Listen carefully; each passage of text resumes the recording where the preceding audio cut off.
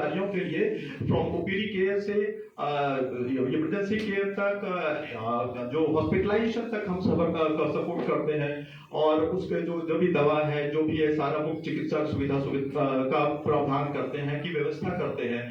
और ये सिर्फ उनके कर्मचारियों के लिए नहीं है, ये उनके पर निर्भर जो परिवारगण है उसके लिए भी है। तो जब आपके जो कर्मचारी हैं वो इंश्योर रहेंगे, वो एश्योर्ड रहेंगे, वो आश्वस्त रहेंगे कि उनका जो स्वास्थ्य है वो सुरक्षित है, उनके परिवार का स्वास्थ्य जो सुरक्षित है, तो इसका सबसे बड़ा फायदा किसको मिलेगा? सबसे बड़ा फायदा आपको मिलेगा। कैसे?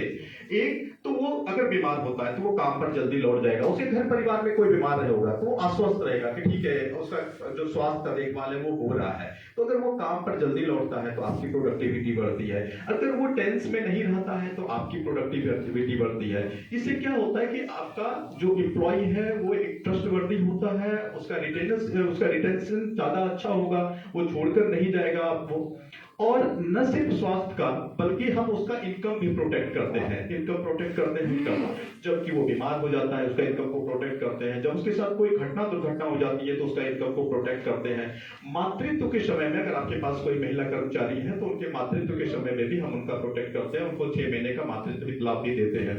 और अगर भगवान न करे एम्प्लॉयमेंट रिलेटेड इंजरी से अगर उनका देहांत हो जाता है किसी एक्सीडेंट से तो हम उनके परिवार के पेंशन की भी व्यवस्था करते हैं।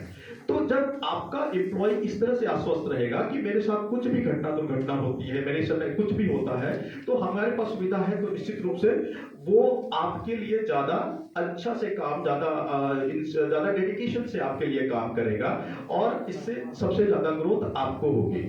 दूसरा कि इस तरह के जो शॉक्स होते हैं, मान लीजिए किसी दुर्घटना का किसी का देहांत हो गया या कोई बड़ी बीमारी आ गई, तो इस तरह के शॉक्स को क्योंकि कंप्लायंस बर्डन होता है, कंप्लायंस करना ही पड़ता है, अगर आपको लेबर लॉ का करना है तो पालन करना भी है। तो इस तरह की स्थितियों में जो शॉक्स आता है वो बड़े कॉर्पोरेशन झेल सकते हैं, एक एमएसएमई एम्प्लॉय के लिए इस तरह का शॉक्स झेलना पॉसिबल नहीं होगा।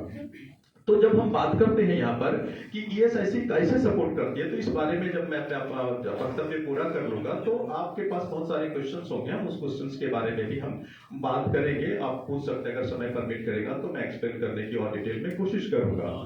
तो यहाँ पर बात जब हो रही है निर्यात संवर्धन की या उत्पादकता में वृद्धि की, इसमें हम आपको ईएसआईसी कैसे सपोर्ट करते हैं? देखिए, अगर आप एक एमएसएमई एंटरप्रेन्योर हैं तो आपका जो उद्देश्य है वो अल्टीमेटली क्या है कि ग्रोथ करना है। और ग्रोथ करने के लिए जो सबसे महत्वपूर्ण काम है वो क्या है कि आपको जो सप्लाई चेन है, बड़े सप्लाई चेन से आपको जुड़ना पड़ेगा।